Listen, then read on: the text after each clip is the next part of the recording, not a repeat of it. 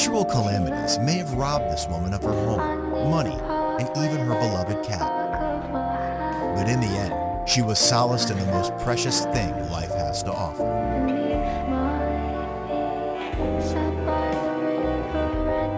The man without a roof over his head had been distraught over the disappearance of his pet mouse Lucy. Fortunately, some police officers came to help them reunite. Oh, this feels wonderful. Thank you very much, everybody.